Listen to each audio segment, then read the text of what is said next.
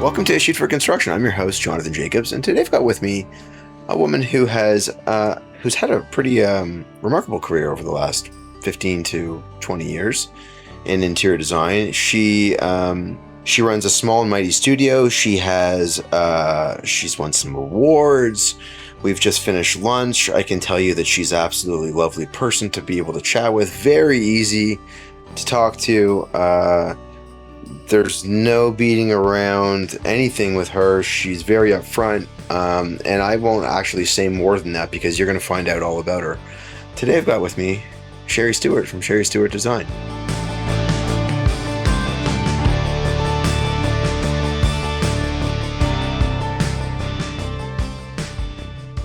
Hi. Thanks for that. That was really nice. I feel like we did already talk about everything, so I can go now. Right? Okay, bye. Thanks for checking in, everyone, and I'll see you next week. Yeah, good talk. So what's really funny about this is that, Sherry and I exchanged messages. You said yes. Then I double booked you. And what else did I do? I made two fumbles, I think. I double booked you, and then I feel like I didn't. Oh, you sent out an August invite for August 21st. Yeah. July. That's okay. It makes me feel like, oh, thank goodness. Yeah, right? Somebody else does. I think I wrote back. I'm like, you're seeing the human side of me. Yeah. I always think it's, for me, something about Microsoft Outlook. My clients constantly say, did you mean to send that on that date? Or the way it books it is a little bit different than what I'm used to in Google. This was one of those, I just totally fumbled the invite. And I don't often do that. And interestingly enough, I also don't do it as much now. I used to, about confirming the appointment, which is what you had done yesterday. Oh yeah, I do that. That's right? A business thing. That's I've just learned that. That's just in me. Which is fair. Are we still on? Because we might not be. So now, as we get to continue to know each other, I can tell you that any time that I put anything in a calendar, it's inscribed. Yes. That's it. It's there. But sometimes people make mistakes, or they put it in the wrong date. So I like to be sure. It's totally, which I guess, given my track record, that would make sense. Maybe you got a better offer. Yeah, it's true. A better offer. Yeah. Oh, wow. Imagine. Okay. Well, thanks for listening to the banter to start things off. Let's get into it. There's a reason some businesses last one generation and others last three. It usually comes down to a single moment. The second someone walks through the door.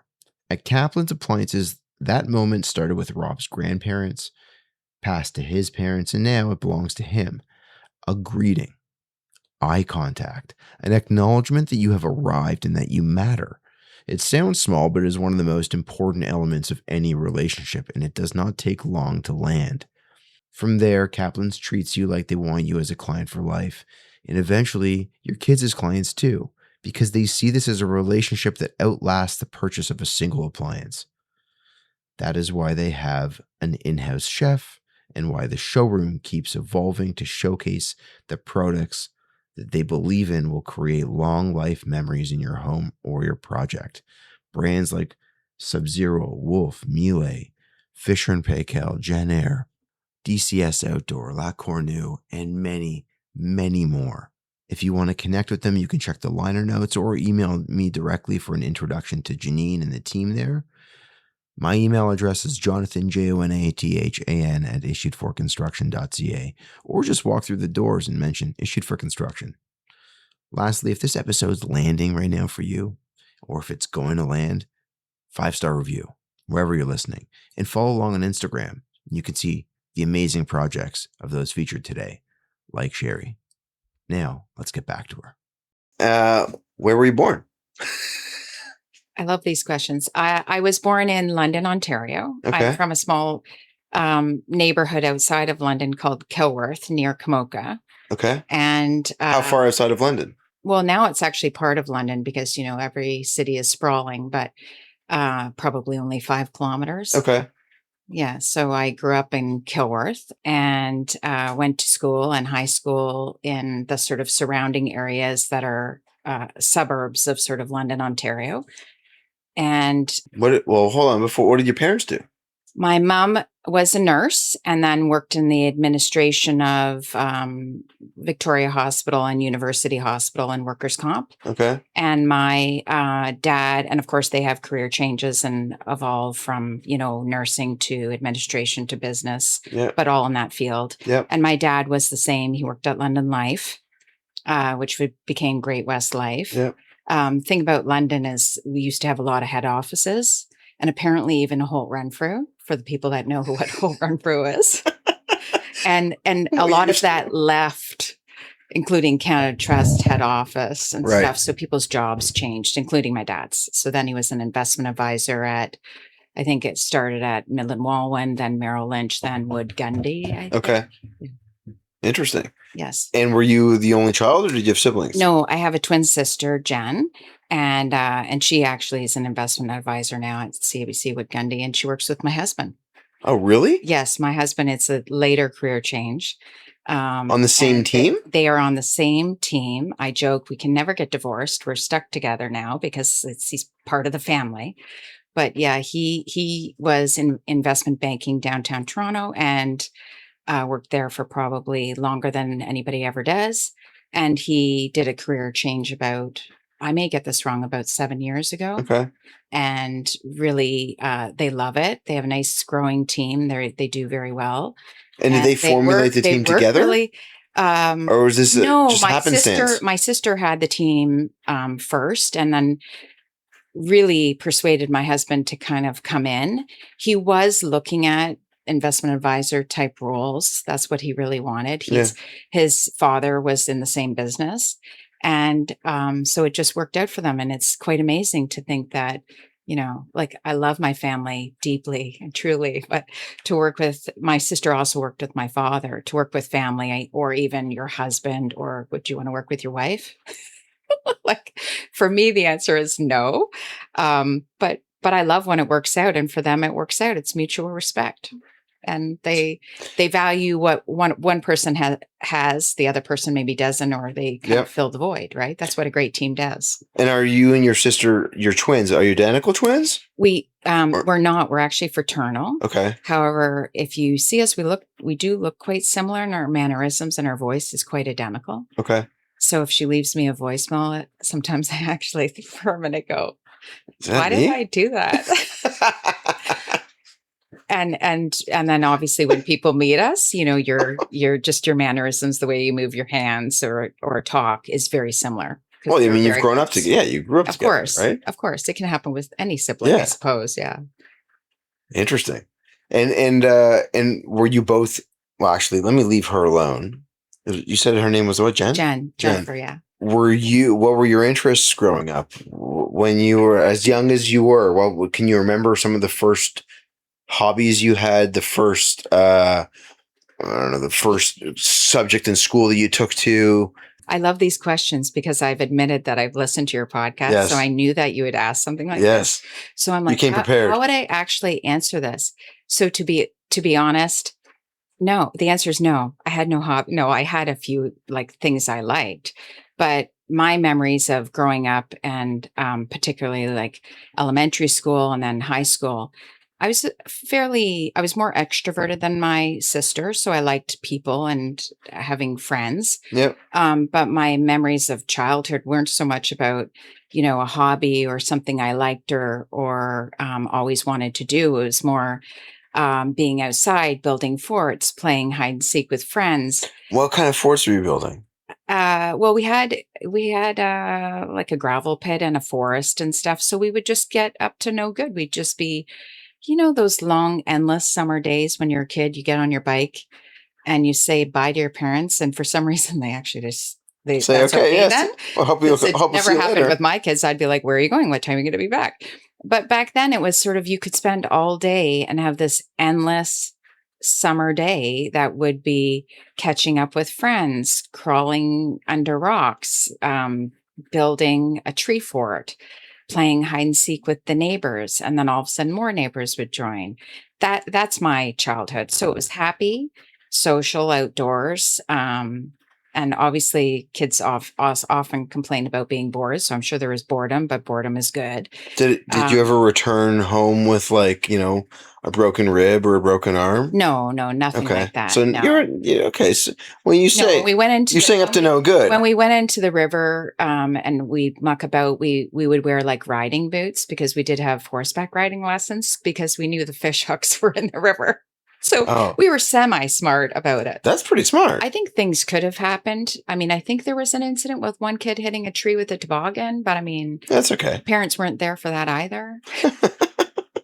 They don't need to know about why Those he's are the why he's dizzy and seeing spots. That's the beautiful thing about childhood, though, Yeah. right? And so in terms of loves for subjects or school, I was an average kid, and just really having a nice life and having fun, right? Did you ever set up a lemonade stand outside, or I think we was that? probably did, but we would have done that with like other kids from the neighborhood. Yeah. I can't quite remember that. We would also take like a wagon to the top we had this very, very long street on a hill, not a very smart thing to do, that went down to the Thames River. And you could take a skateboards or a wagon up top and see how fast you would be going by the end, and you'd be going at a pretty good click. Yeah. And then inevitably you'd have to tip it over strategically to exit. Yeah. Right. Yeah. But There were no breaks. Simple, good fun. Yes. Which is good. Yes. Something that it's interesting because you commented before about the area that I'm in, and there are a lot of that kind of stuff that happens in this area with the kids, where the kids are outside. The homes. There's actually some larger homes around the corner, but the relatively modest homes or the street I'm on. So all the kids are outside all the time, and so there's always that play, like kids playing capture the flag in the front and the backyards of the house. It's nice, isn't it? We have that in our neighborhood too. And when our realtor was touring, she was the mother of a good friend of ours. And I just loved her. She protected us so much when you're trying to find a house in Toronto and you can't really get anything. You've bid on 8 or 9 houses and you're getting pretty discouraged. Yeah. But she talked us into the neighborhood that we're in. And she said, you're going to love it because of the kids and stuff. And we just trusted her. And she was right. My kids were basically raised on the street by the bigger kids. They learned to play basketball and do all of that. And it's great, right? It's what you hope for. Yeah. Right. When to replicate the childhood that you had and were so fond of. Yes, of course. So when you were young, did your parents take you on any trips? Did you get to travel? Yeah, my just through North America, but my dad actually has a travel itch. My dad's now 86 and still would love to travel. Yeah. And they're doing a little bit of travel. But we did lots of fun sort of car trips, and I think also trailer. They had a little trailer and we'd go out west across Canada and stuff. So I have very nice memories of seeing different cities in the US and Canada and traveling with my dad. Put a lot of effort into trips. He put a lot of effort into making it fun. We had the Walt Disney World trips, sometimes with neighbors. We would stay in a campground called Fort Wilderness. I don't know I think it still exists. Okay. And again, as you're saying this, I'm going to look on our own. We would, you get the Disney stamp. So by ourselves, I don't think I'd do that anymore. I let my kids do that. We would take the ferry across to Disney World and go on Space Mountain and the rides by ourselves and come back. Mm-hmm. And our parents would have stayed there, but we would be with friends and it was really safe then. I don't know if we would do that now. Interesting. The trips that you took down there, you were driving down there? Oftentimes driving, and then I guess later flying. My grandparents also had a place in Florida. Okay. And my parents would ship us off to them for like a couple weeks as well. And so sometimes I think we must have been flying down, but both. Okay. Yeah. I just think of like, I remember one distinct trip of driving from Toronto to Florida because it only happened once, and what that was like. Oh, you didn't love it? I mean, I have 3 siblings, so there's 4 of us. Okay, so I do drive to Hilton Head, South Carolina almost every year with my family. And now for last year, because I love it, I just love it's quiet.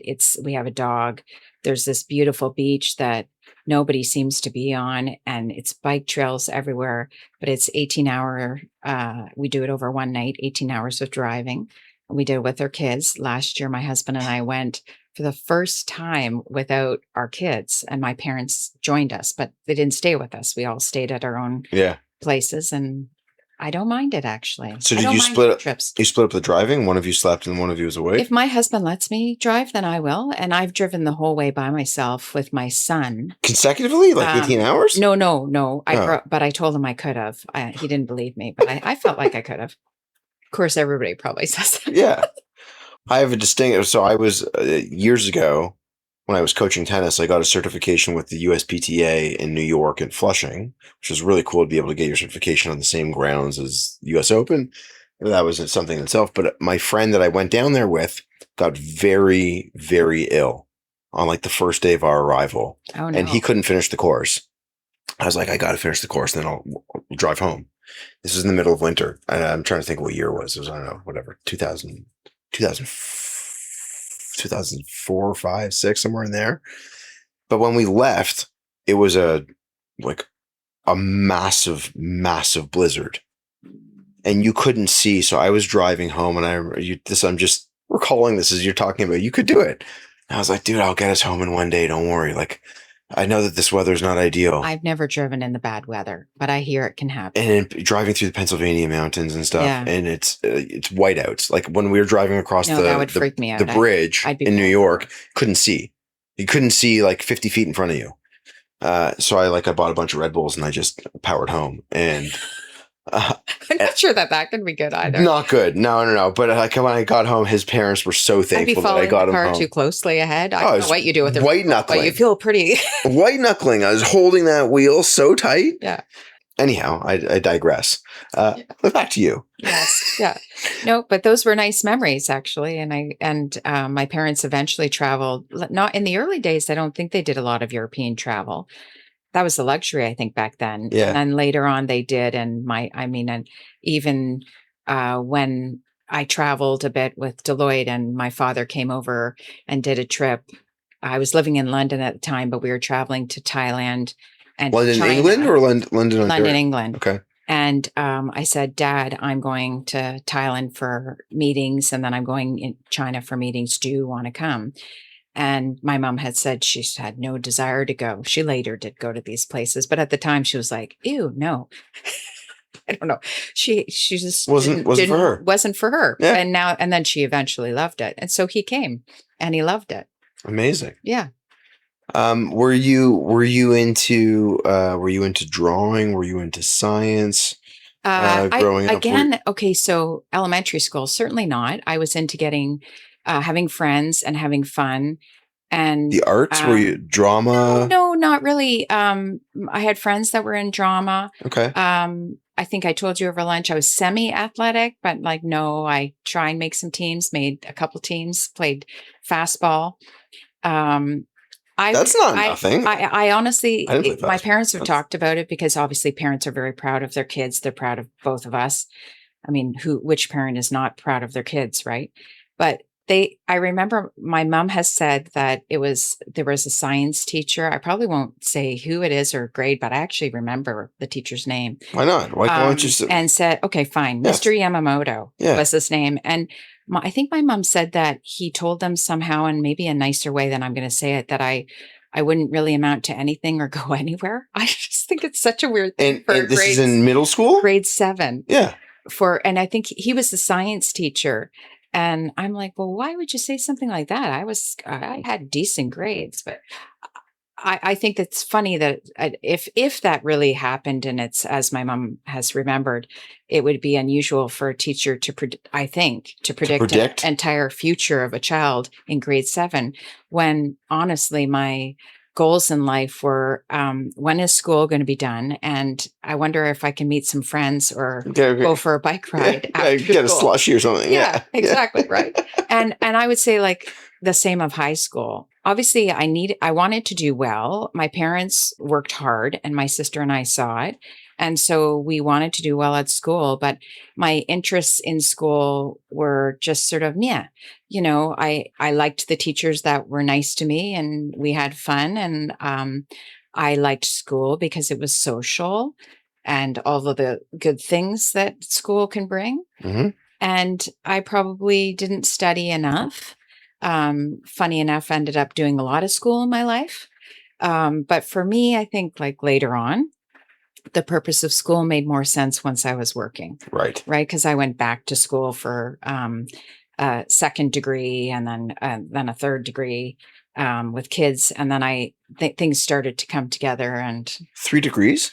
I have 3 degrees. Yes, I have so. How many black belts? Yeah, none. Yeah, told you I'm not athletic. I have a undergraduate. I went to Ivy Business School for my undergraduate. Yeah. And then I graduated and did my CPA with Deloitte. So I was at an accounting firm. Yeah. And then eventually, once I did my CPA, I went back to school for my MBA at Ivy again at Western, University of Western Ontario. And was that in class or was that remote? In class. Okay. In class. I persuaded Deloitte to do it because I wanted to change streams in Deloitte. So it's Deloitte and Touche at the time, now Deloitte. But I was moving from audit and assurance into strategy.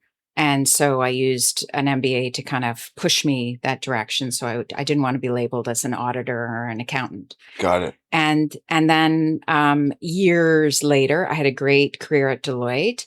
And then I had a family, and after kids, when I was doing a final career change, I went back to school because I figured if I was going to do design and not just decorating or pillow fluffing, then I should have some backing. So I went to the Academy of Design.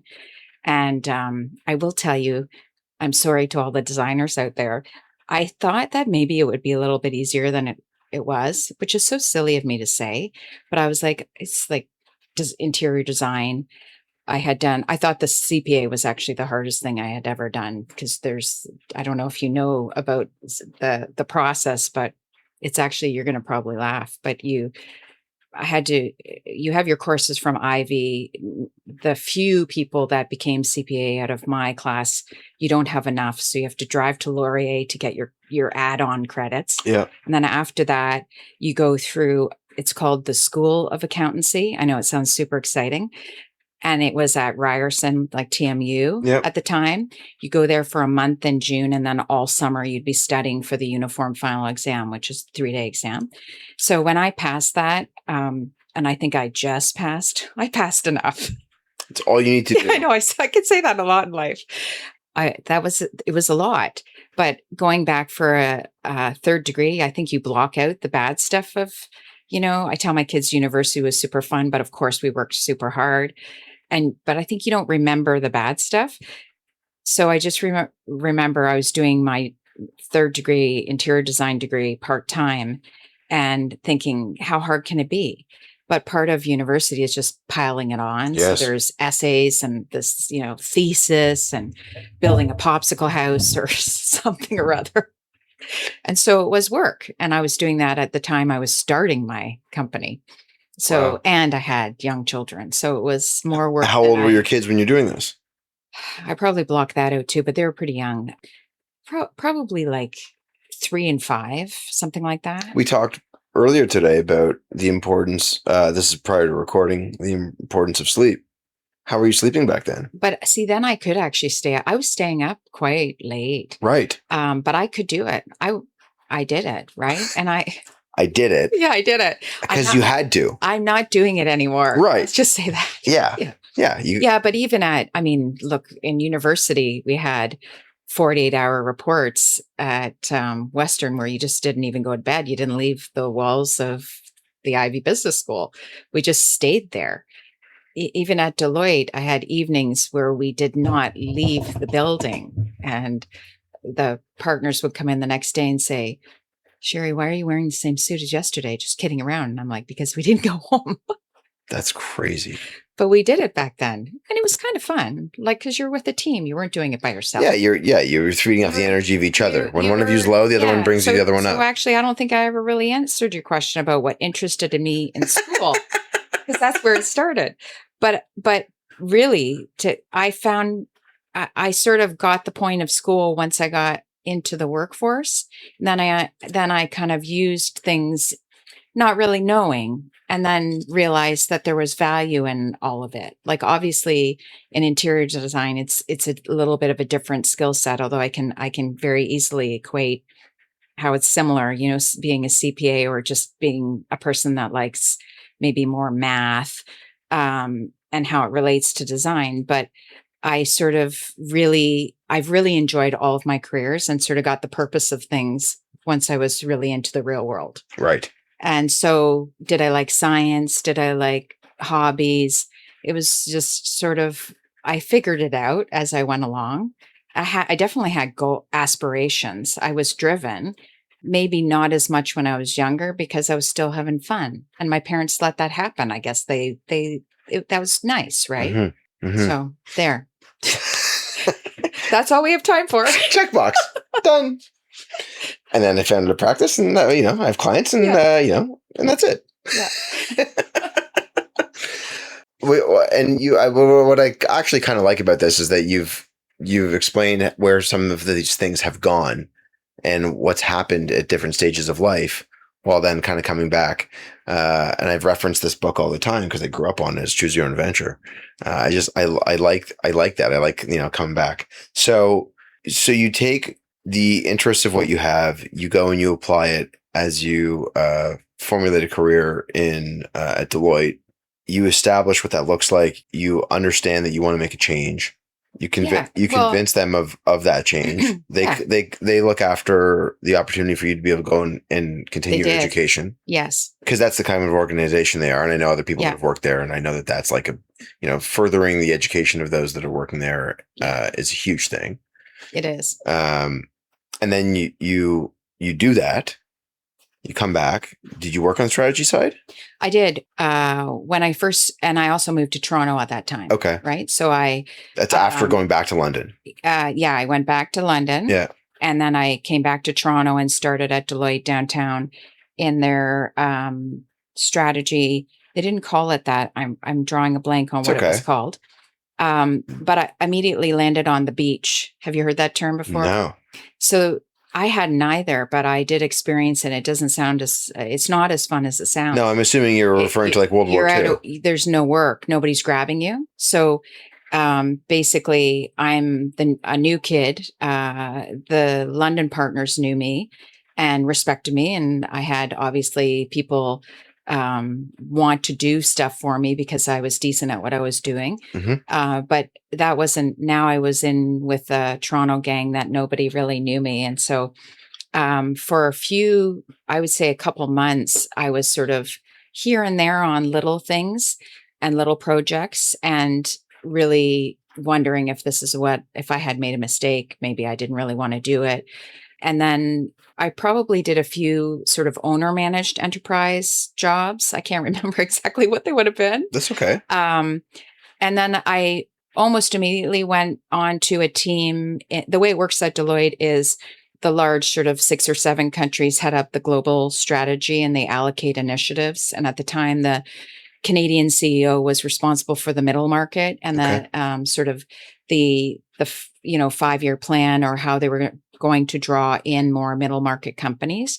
And what is I mean, just out of curiosity, Deloitte's version of middle market is what? Like an owner managed enterprise that wants to grow. So not a big, not a big Bell or, at the time, Nortel, this client of Deloitte's, not those they would have called blue chip companies. Yes. But those companies that really are just everything from just starting out to becoming a big conglomerate, right? Okay. And so I ended up going on to a team to do the global strategy for the middle market. And initially I sort of said no, because I'm always nervous to try new things, just like I'm nervous when I start a new job with a client. Like you don't know them, you don't know. And so then I eventually said yes. And it was an amazing experience because not only did I work with really amazingly smart people who were quite a bit smarter than me from different pockets and also international teams, so different parts of the world. I just had opportunities, great mentors that kind of pushed me into that sort of discomfort of doing new things and public speaking and taking a risk and So over the course of sort of a couple years, we developed this strategy. What is that? It's a written document, what are we going to do and how are we going to do it? But it was also a set of marketing tools. It was a training program. It was writing Harvard Business Review type articles. So thought leadership to kind of do this sort of push-pull marketing strategy. So it was a lot of fun. And in Deloitte, it's partnerships. So then the really fun part is because it's partnerships and they're all run at the country level, we had to travel out to basically persuade them to adopt the strategy. And I was asked to be on that team. That's when I moved to London and did that and traveled to London, England. In England and traveled to a whole bunch of countries over 3 or 4 years. And it was an incredible experience. And this is pre-kids. Pre-kids. Yes. Thank goodness. Yes. And had you met your husband at this point? Yeah, he was with me actually because we met at Ivy in undergraduate, and we transferred to the UK at the same time. He with his company, me with mine. And so I would he was working in London and I was working in London, and then also had a team in Rotterdam, and I worked with a team in Hong Kong. And then we had a team in New York and obviously Toronto. And so it was an incredible experience. And how are you navigating the management of multiple teams at the time when things like Teams and Zoom and Google Meeting and WhatsApp? Yeah, it's pretty funny. Weren't now prevalent. It changed, right? Yeah. So no more Concorde for me. Did you? No. Hold on a second. I did. You got to fly in a Concorde? And first class, like we would often be upgraded too. Hold on a second. Points. I know that doesn't happen anymore. I don't think I've spoken to anyone. Nobody from Deloitte is listening to this. Whatever. It's so in the past. What they're gonna audit you from 25 years ago? No. Okay. I just have a small request. If you're listening right now and you have flown in a Concorde, can you please comment below? I have such a funny memory of the Concorde because, well, first of all, we weren't supposed to fly the Concorde. It was from London to New York. And somehow I think there was we missed a flight or whatever. It was British Airways. British Airways at the time was quite good at upgrading or just when you had that level of points. I just remember it was quite good. And so ended up flying on the Concorde. And I was thinking, I'm pretty sure I would have texted my parents, my grandparent, my sister and said, well, and I don't know, was it text back then? It was a BlackBerry, but however I called BBM. them. Yes. But I just remember it was quite a small plane, like the hull it's small. And yes, it was fast. So for anyone that's under the age of maybe 35, I would say you might not know what the Concorde is. And the reason that I'm kind of like somewhat set on just wrapping up this small iota of conversation is because the Concorde was a jet that was highly touted. It was an incredible form of technology that kind of changed flight for a short period of time. Yeah. The plane would be able to fly. I just looked it up here. It would be able to do 1,354 miles per hour at cruising speed, which is an equivalent to 2,180 kilometers per hour, which is also an equivalent of Mach 2.04. Yeah, I did remember that you could tell that you were going faster than an airplane. But I also, because I had some frequent upgrades to like first class or first at the time on British Airways, I also felt like I was thinking it was going to be a lot more luxurious than it was, or that I might be traveling with somebody really amazing, right? And I don't remember any of that. I just remember it was a shorter flight. It was a short flight. I mean, so I don't know what the actual what's the traditional time to fly from Toronto or New York to from London? I don't even remember that anymore. No, now. Oh, well, going that way 5 or 6 hours? I think it's even a little bit longer. Going over would be 5 or 6 hours. Coming back might be more, like 7 or so. So in a Concorde, the flight is 3.5 hours. Yeah, it was fast. Yeah, I remember it was fast. And there is discussion about potentially bringing the Concorde back now. Yeah. Sorry, I'll stop. Yeah, on the but Concorde. you know what? No, seriously, it's fine because I often look back and go, wow, I didn't, you're talking about, I guess, the need for meetings or all of that. Back then, everything was done face to face. Yeah. And so thank goodness I got that opportunity to work with, the people from the Japan firm or from the Netherlands, and to meet different people from different cultures and to stay in some really nice hotels. I remember, like, as well, I used to get those best hotel checklists and like Financial Times, and I'd be like, yep, yep. So perks for sure. And we worked hard. Okay. We didn't just get to You mean go you've already for, described working for 48 well, hours in a you row? had to convince people of your purpose to be on these trips. So you worked hard, but we had a lot of fun. And like it was a privilege to meet people, and It's it fucking was amazing, so fucking right? cool. I My dad loved it because I told you he loved to travel, so every now and then he'd tag along. amazing. What is okay? Concorde, travel, hotel. Yeah, great stuff. Yeah. Now I don't have any of those privileges. Yeah, Running your own design. Well, what's funny is like every now and again I'll hear someone say the word like PG.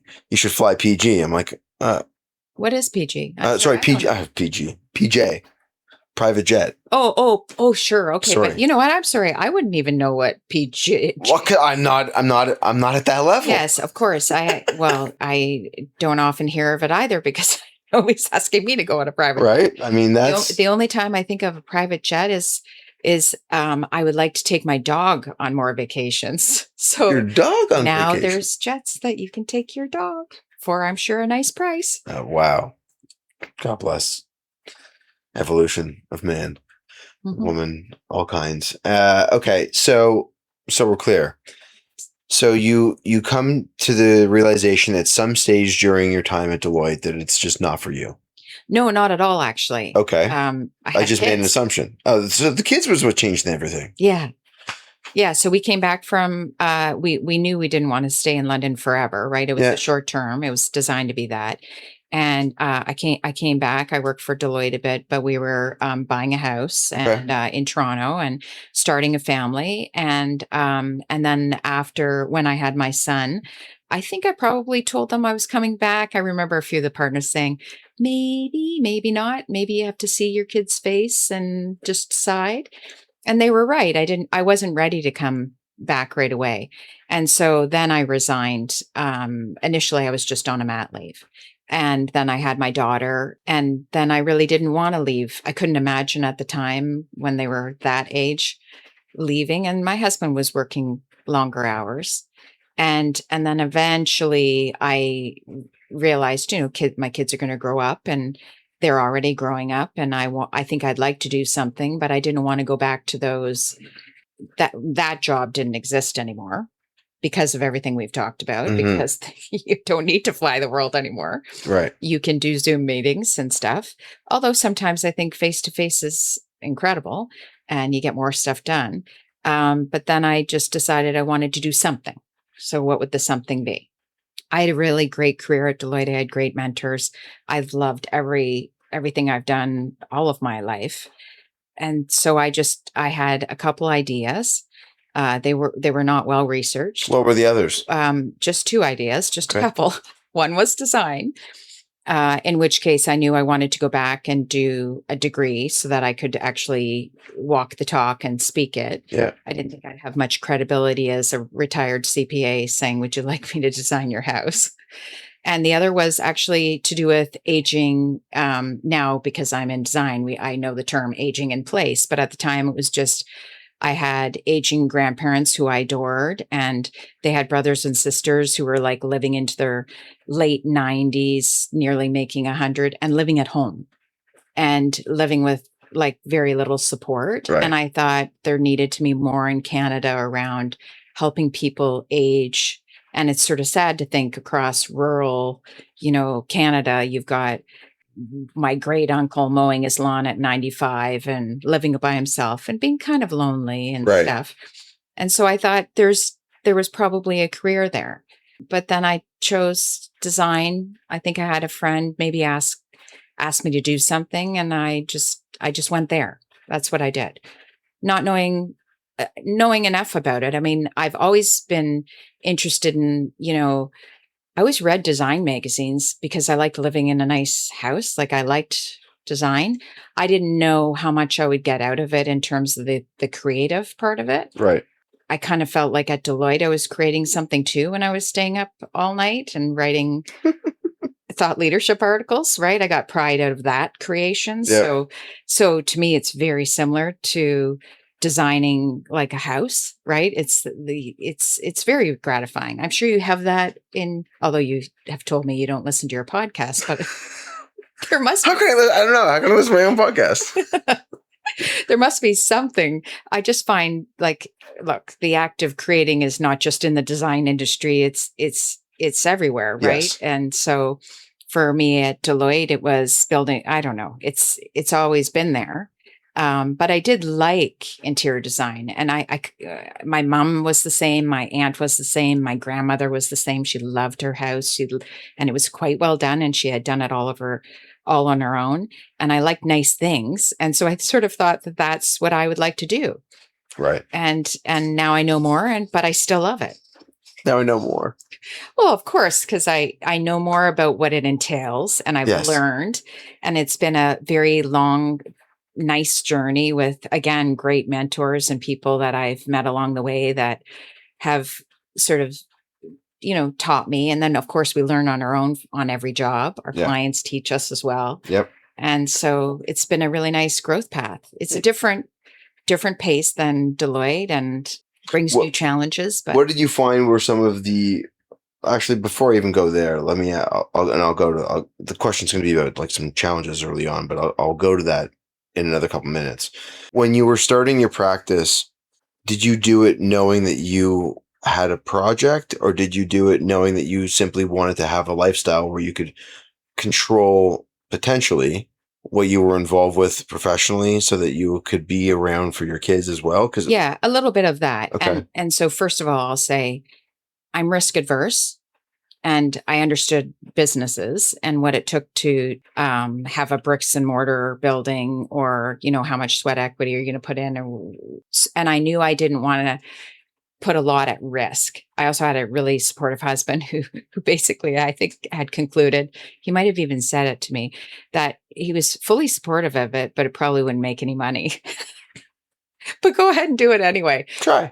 But try, right?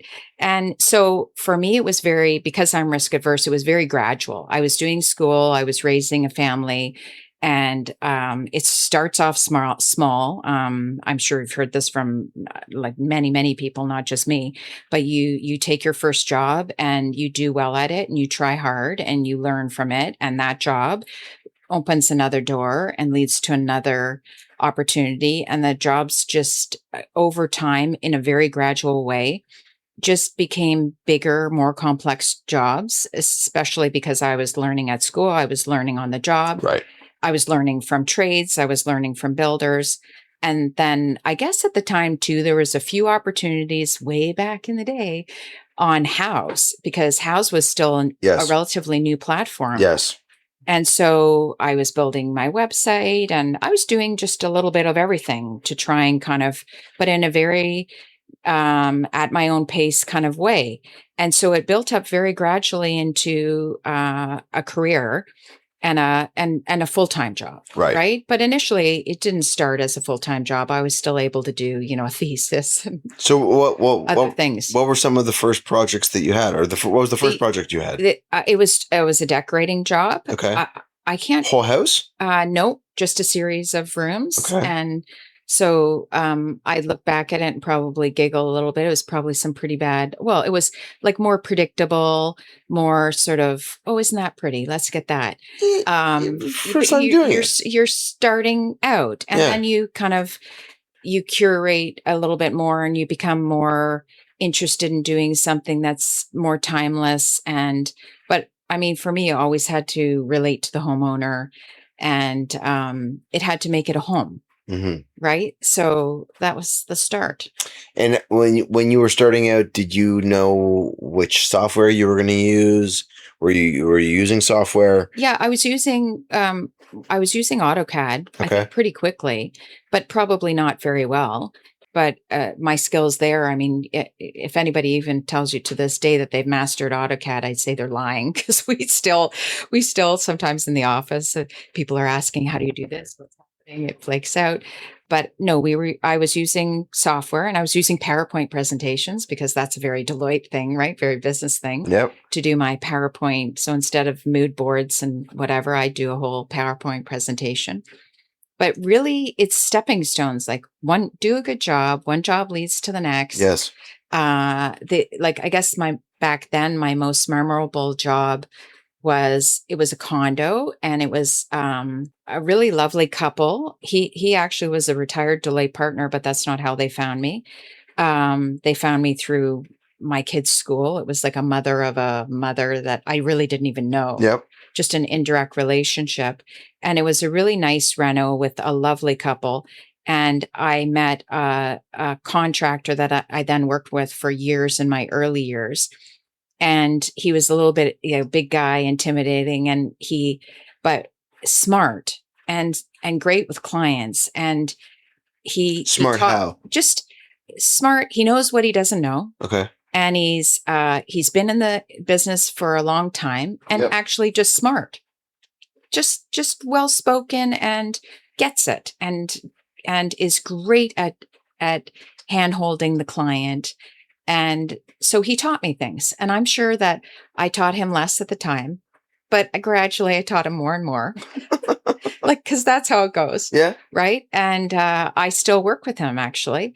And he's still the person I call upon if I see something I don't know, or I want to understand maybe a construction detail, or because I think now we do very complex builds. We love that, right? We love sort of figuring out problems. We like helping our clients find functional solutions to helping them live in their house. Here's a question worth asking on any project. Does your supplier make money by getting it right, or by nickel and diming you after the fact? At the Doors, owners Martin and Marta have built their business on the first answer. Shop drawings are checked carefully against design intent, so color and finish are never treated as an upcharge. And whether the client is an architect, an interior designer, a landscape architect, a builder, or a homeowner, nobody gets nickel and dimed along the way. The windows themselves are operational, functional, and aesthetically right for the project, with strong R values and a process that stays smooth from design through installation. They even keep a spider crane in their own fleet, so there's never a scramble for rentals or delay passed on to the client. Quality of product and process built on trust instead of upselling. Check the liner notes for contact details, or email me directly. It's Jonathan, Jonathan, @issuedforconstruction.ca. And if this episode's landing, a 5-star review would be great.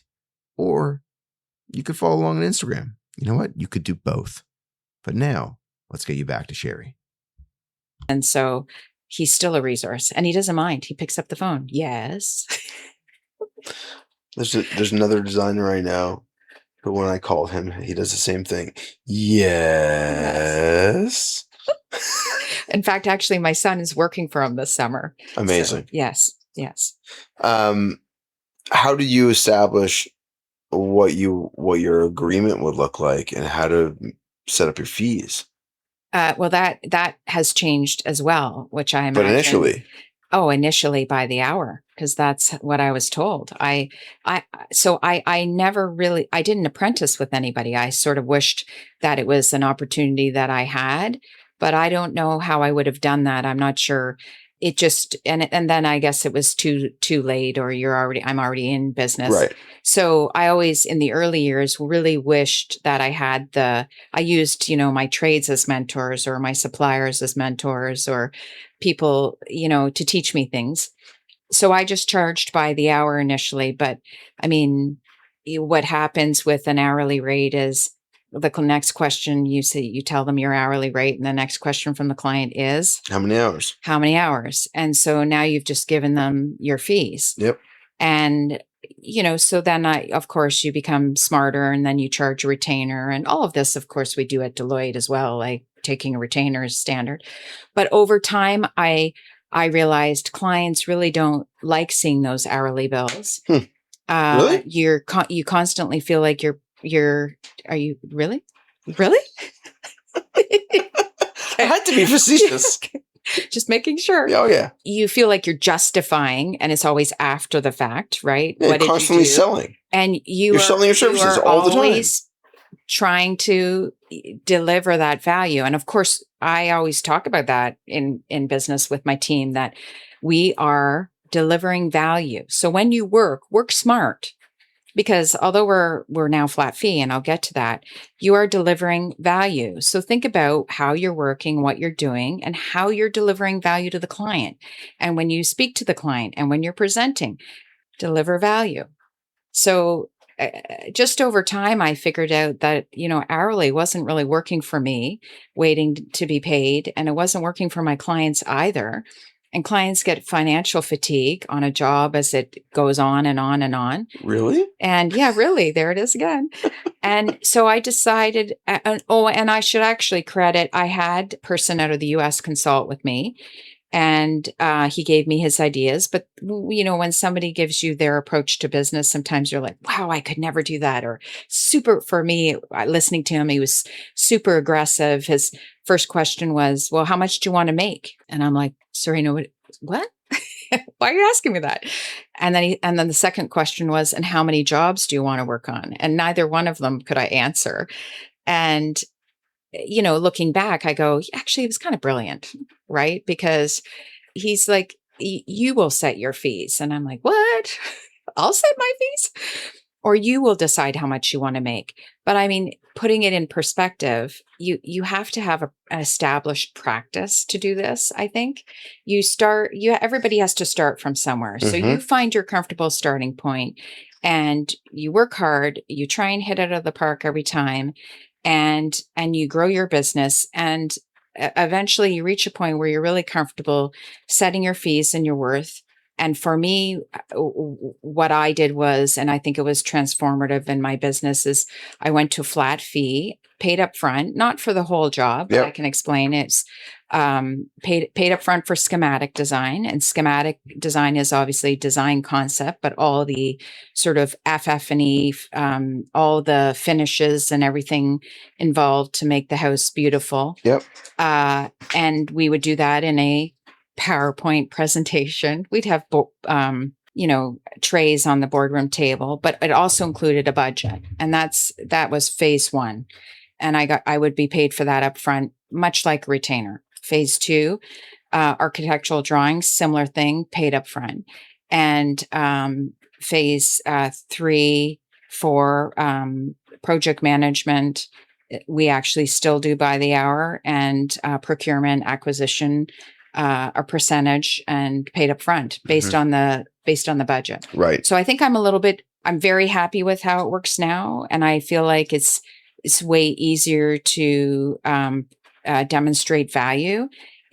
I have a harder time maybe winning initial clients, but I don't mean it to be in a difficult way. It's just obviously it should be this way anyway, because if a prospect doesn't want to pay me, then I know we're not a good fit. And wouldn't you rather know at the beginning of the job? Yes. Then find out that you are working for a client that doesn't really want to spend any money on you or the project anyway. Yep. And so it works really well for us. My clients are happy to do it. It's not, when you're paid up front, it can't be such a big daunting thing, because, these phases don't take an eternity. So you're debating on a few months, right? And then what it enables us to do is run very fast. And you're not the bank. And I'm not the bank. It's their project. But also be very sharing and collaborative on all fronts. There's no secrets. And, after schematic design, if it doesn't work, you do not have to continue working with us. But of course, that's never happened, because we're paid up front. We run very hard. We can go fast as we want. I can bring as many people on to the project as we want.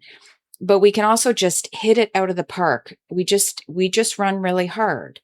And I've had people say, well, what if you actually put more hours in to it then, do you go back and you extra bill? And I go, why? Like, I've been paid.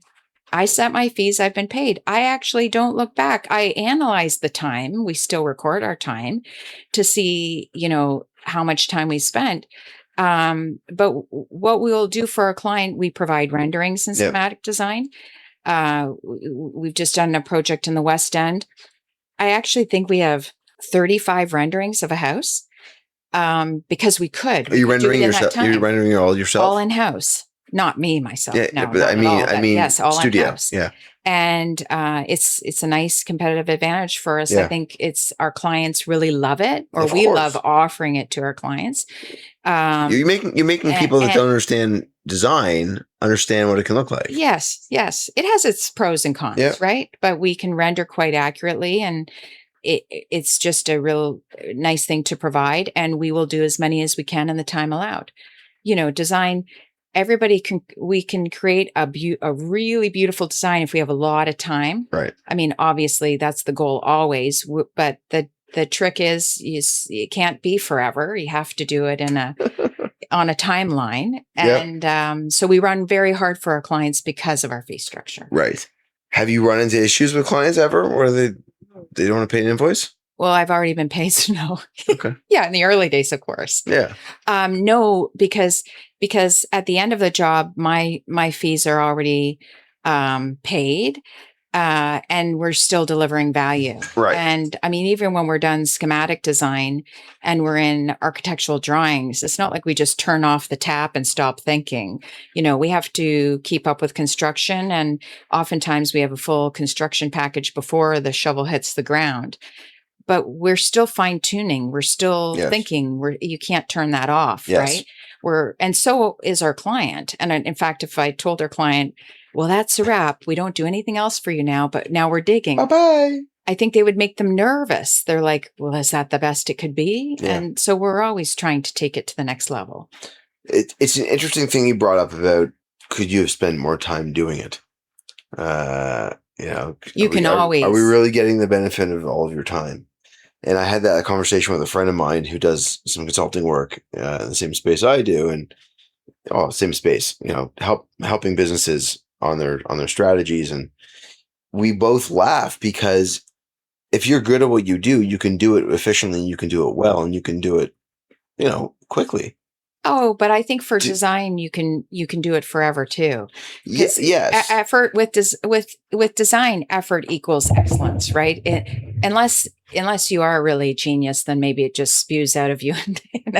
But I mean, I'm not a genius. I just try really hard, and I obviously think I have a knack for it now. I don't, when I first started, I would say to people, I'm a designer, and I didn't tell them necessarily I was going to school, but I also didn't tell them I was a CPA because I didn't want people to go, whoa, so that means like you can't actually design.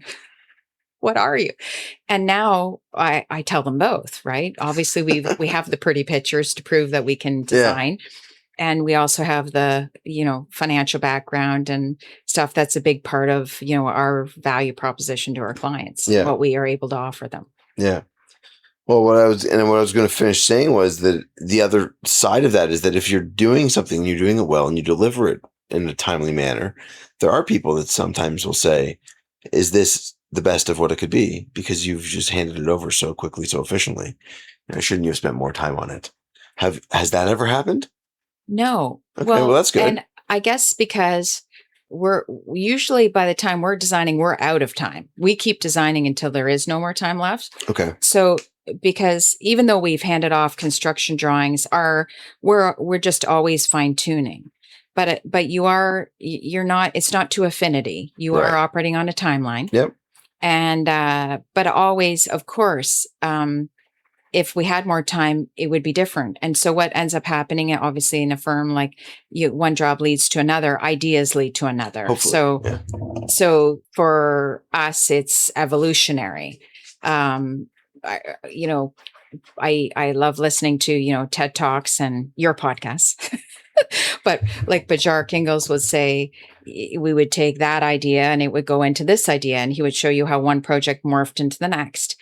I think that's I feel like that too, where everything you learn goes into the next job. It's not the same. It's changed, but tricks that we've learned to make spaces more efficient, or things that people have loved, obviously we take and tweak and morph. And so although you're done on that job, the ideas kind of meld into new ideas and new things. So you're never really done designing. So Right. It's getting better. Well, so here's a question. Did you design a full-on business plan and strategy at the beginning? Absolutely not. And wouldn't you think I would have, eh? I don't know. I mean, you No. talked about the strategy, No, coming from the because background of the because strategy and because I started like sort of stepping stone, slowly, carefully, with minimal risk, no brick and mortar, out of my own house. Yep. I was able to do it with and no pressure, no financial pressure, right? I was able to do it at my pace. and go ahead. And now, obviously, I do much more financial and business planning, still risk adverse. So growing my practice has become, it's just a very gradual thing. It's never been, should I take this risk? Should I, I just, it's not in me. I don't do that. I'm sort of, slow and steady wins the race. So again, I'm not, I don't think that you have to be a lightning bolt or the Concorde. Right. I was saying it's interesting that you say, risk adverse, but you go and leave a comfortable, I say comfortable within reason, but a comfortable profession. Yes.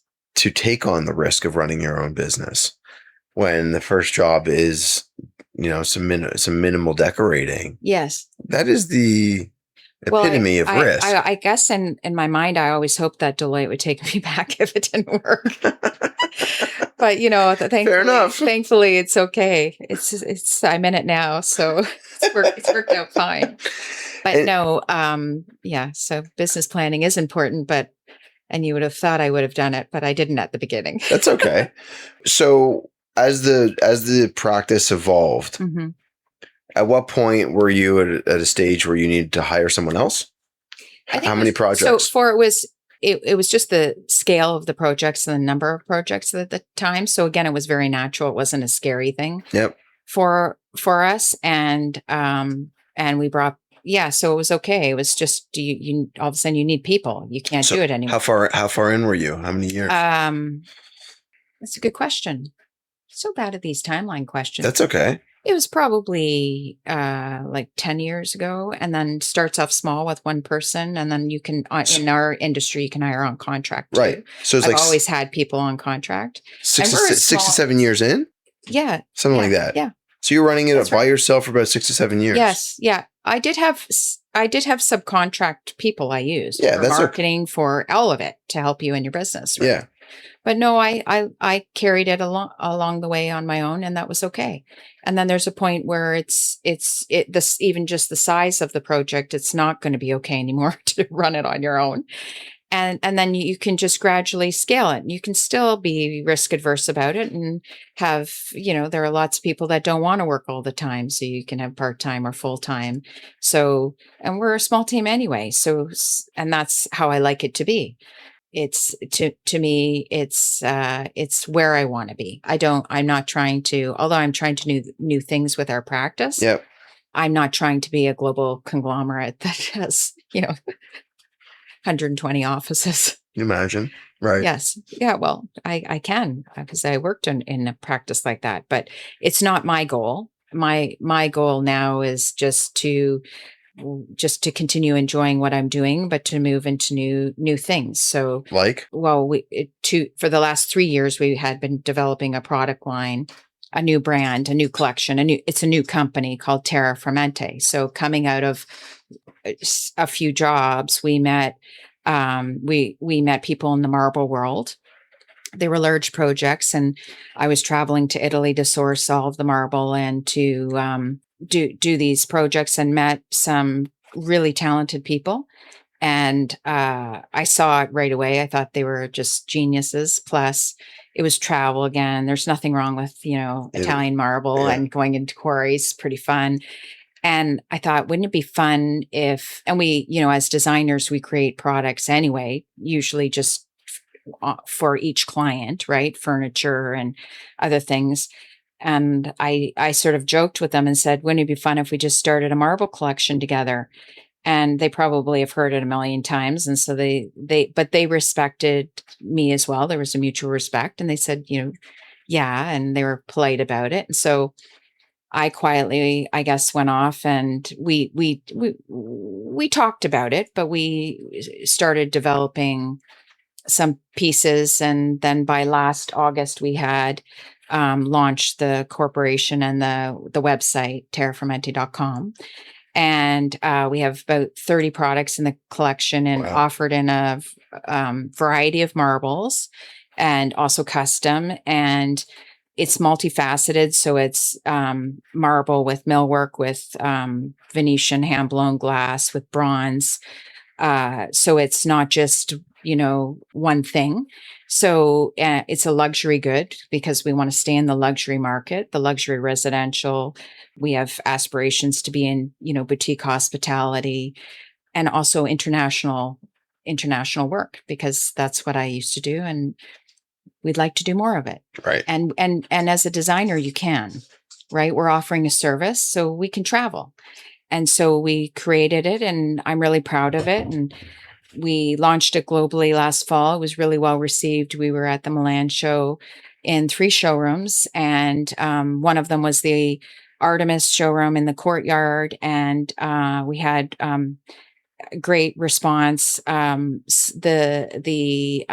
initial sort of media and exposure that we brought in our initial clients. It brought us some new projects.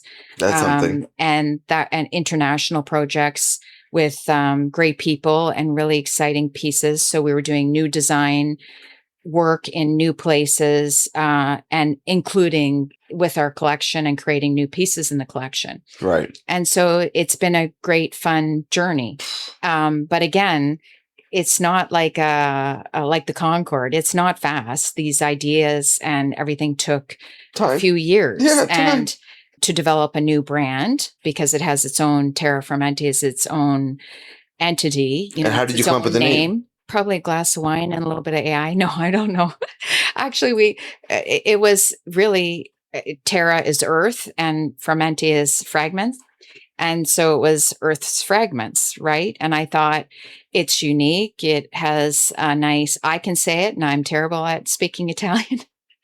And it just, it sounded nice. And so we are in the process of trademarking in US and Canada. It's well underway, and the EU and London. And it just sort of evolved. But we worked on it and worked hard on it. And I had a great team and great ideas, and all in-house. And I have a great partner in the business in Italy. And we have a mutual respect for each other and a mutual trust. And I think that's important, right?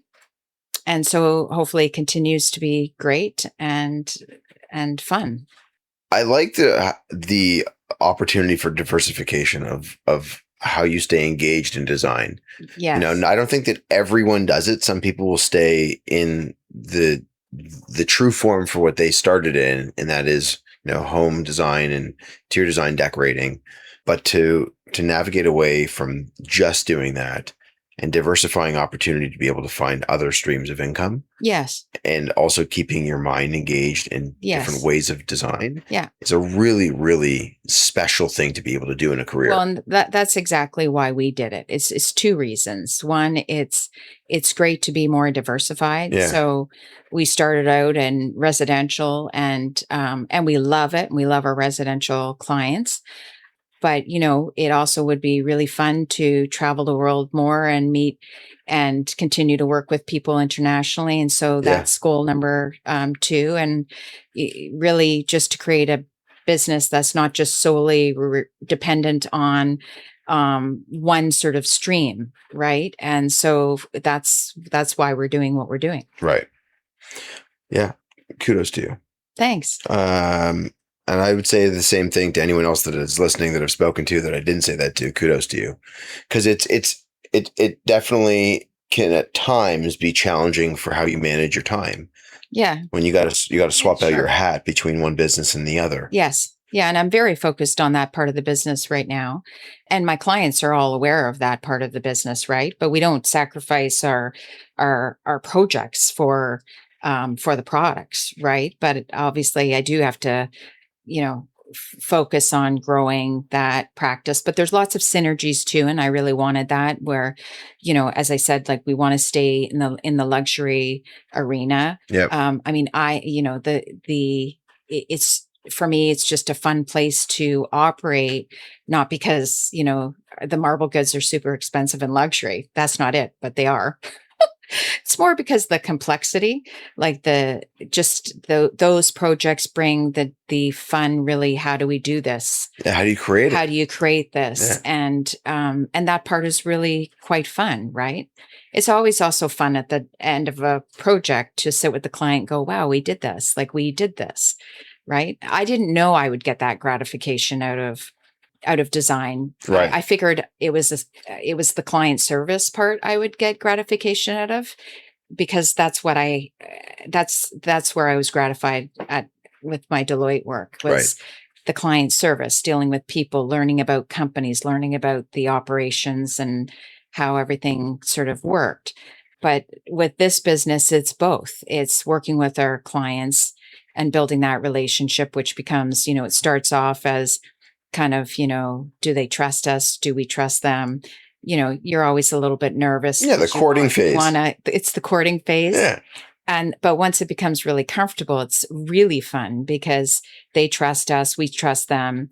But then when you get to the end and you've created something, it's really gratifying. Well, and I think that one of the main factors that goes into that whole courting phase and the evolution of what the trust can turn into is also how you're going to push out the communication to people.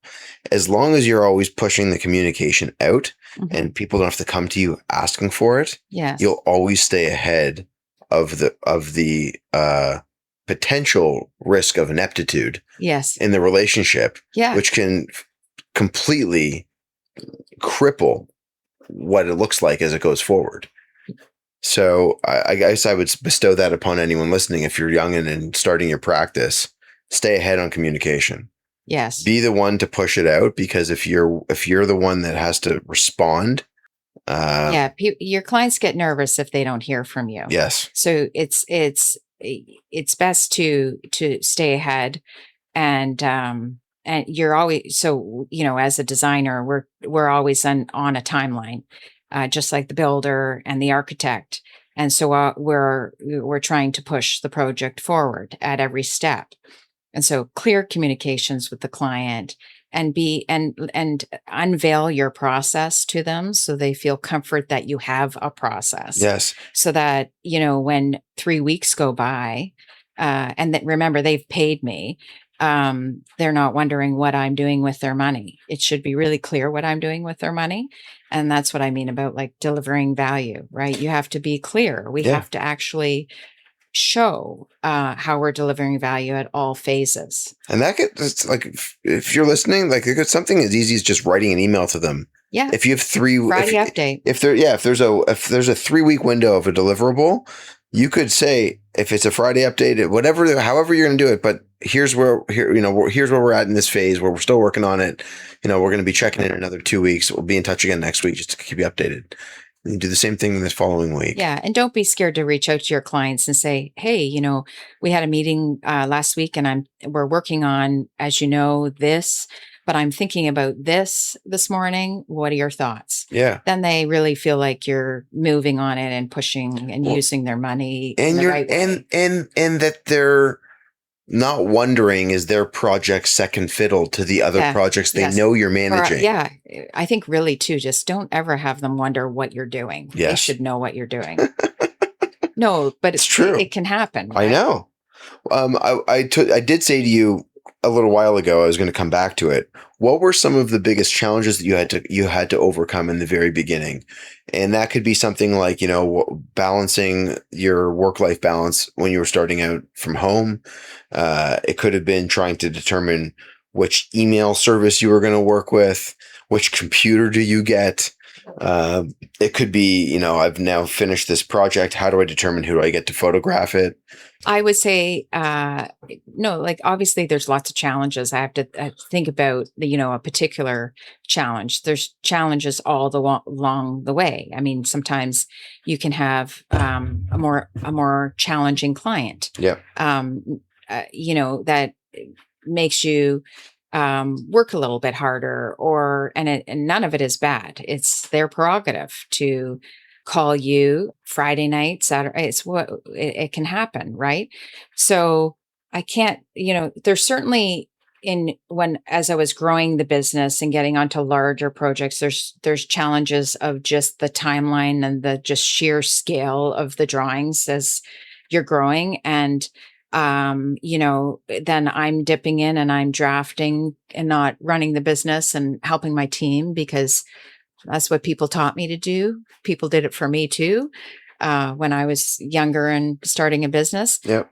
I would say it's more like those challenges. I can't think of like one really Specific. big thing. It would just be little things all the way along the way. But I usually am pretty good at asking for help or talking to people. I mean, there's certainly been times that we talked about it a little bit at lunch where I drove myself into the ground for jobs, right? Because I'm a pleaser and I want to keep my clients happy. And obviously the jobs were large, they were complex. There was probably too many jobs at the time where I really sacrificed a lot of myself, just working long hours, doing just everything to just deliver. That would be like the biggest thing and I try not to let that happen anymore. Right. Yeah. Finding some level of balance so that you don't. You have to find level of balance. You have to know when to ask for help and when to grab more, enlarge your team, so that you're not just draining yourself to death. Yeah. So based on where you're at now in your career, and with your practice, how many people are working at the studio? We're only ever about 5. Okay. We're small but mighty. Yeah. And I'm okay to call upon. There's great people in the industry. I mean, we always do talk to people. I keep in touch with people. So if I interview them, but they were memorable, but then I didn't hire them. Sometimes I'm thinking about them. I might reach back out to them. Yep. So, but this is kind of where I'd like to be. I don't really think I want to be. I won't say never, but I like where we're at right now. For me, it's great because, running a team, sometimes people will say what's the biggest headache is the people part. I'm fortunate that I have a great team. And I think I've always had a nice team. And I try to be a nice person. So that's maybe they're nice to me. No, I don't know. But we're kind of where we'd like to be. It's just we want to keep doing new things, and obviously we have to make money. It's a business, but Really? I want to have fun. That was my third. I'm done. Yeah, yeah. Businesses should make money. Yes. Yeah. Time is not free. Yes. And in terms of number of projects and not just number of projects, but also locations of projects. Yeah, so we're definitely going more on the international front. So we've always had U.S. clients, but mainly it stems from Canada, which I think is quite similar to a lot of Canadian firms. Yeah.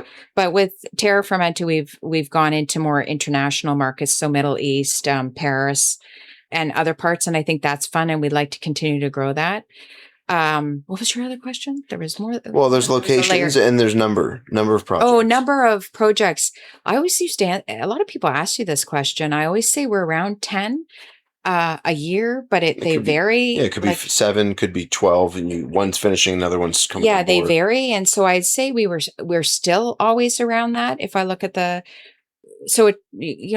larger projects, we don't really go in on a little project. again, I think it's just economies of scale. Once you get a team and stuff, you tend to focus more on larger, longer projects. You're talking like multi-year projects, new homes. That's right. Yep. And also I find it more fun because then your relationship is deeper as well. And so it can also be very, very challenging because you're still talking about elongated timelines, client management, associated risk with budget and schedule, like all of those kinds of things. They're all prevalent in those types of projects. Yeah, but you're not in the courting phase anymore. It's true. See, I mean, I don't mind the courting phase, but I really like it when we're in that comfortable relationship where we've won them over. Yeah. Because we try and win them over fast and there's a trust, right? It doesn't make me comfortable that a new prospect or a new client would be, nervous or waiting for that first communication. We want them to feel at ease, right? As I said before, like I view it as we're in the client service business, not design. Design, obviously, we have to be good at it to play in this field and to compete with the designers and the people that are very talented that we compete with. Yep. But this is a client service business, and our clients hire us because I think we see that, and we also I think we do a great job at managing the financial side and the project itself. So we're process orientated, and we give them a budget in the way of a pivot table and schematic design, and it is accurate, and we stick to it. And so we give them the power to make the decisions where they spend their money and where they don't spend their money. And they do that before we dig, before they make the decisions up front, not in the middle. Right. In the middle, it's bad. Bad. Agreed. Outside of practice, what do you, or actually before I go outside of practice, are there other areas of practice or design that you want to get into that you haven't yet touched? Beyond marble, like do you want to go into other product design? We do. Well, we do products for our clients, like furniture. We're almost 100% custom furniture in homes, not because we want to, but because it makes economic sense much of the time. And then it's very nice that it can fit and fit our client in all different shapes and sizes. So I think that really, I mentioned it briefly, but boutique hospitality is a goal of ours because I feel it aligns closely to the luxury and it allows us to be creative and do those complex jobs that's what we're seeking now. And I feel like that's enough goals for me in the next sort of 5 years, is continuing to grow the residential business, but more on an international, our marble company, and again, international. And then, in the next 5 years, we want to be well into boutique hospitality. Amazing. And I think we're going to do it. You can come back to me on that. I'm happy. When and how. I will. I'll be sending you an email. Outside of practice, what are the things that you've now started to focus on and started to do for yourself that allow you to either disengage from work or help to right the ship in your mind to go back in invigorated? Yeah. So we talked about this at lunch. So we did. He knew this is where the question's coming from. The thing about it, midlife, and I know I'm not that old, but I'm midlife, is you just have better perspective on things. And you've learned, and all those long nights that you did as a younger person, it's not as much fun anymore to do it at my age. And so I really value like shutting down and having that personal time. And for me, it's exercise or gardening, walking my dog. I have a golden doodle, and my husband and I love to travel. The best interiors do not stop at the back door. They carry straight through it. The kind of connectivity between indoors and outdoors takes real collaboration. Designers working with architects, landscape architects, and engineers from the same design intent. So the transition feels intentional instead of accidental. Aquanta Pools, led by Yuri, brings that same sensibility outside, drawing on European influence and Italian craftsmanship in form and finish, with an emphasis on biodesign. and malleability, so a pool feels shaped to the property rather than dropped onto it. The result is a space that becomes part of the architecture itself and part of how people actually decompress. If you want to learn more about Aquanta pools and how truly special they are utilizing biodesign technology, check the liner notes or email me direct.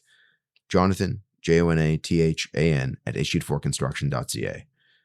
And if this episode's hidden, and I hope that it is, give us 5 stars wherever you're listening and follow along on Instagram. Now, back to Sheree. I like traveling with work and without. Yep. Both are awesome, and seeing the world, and like those are sort of my hobbies. And spending time with friends and cooking a little bit and just all of that. Just like decompressing.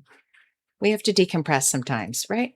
And create boundaries. And create boundaries. Although I feel like my clients don't really cross the boundaries intentionally, right? So I think you just get to a point too, you're just comfortable saying, I'll get back to you on Monday, or it's the weekend and maybe you're not going to respond until Monday because it's the weekend. Yeah. Right.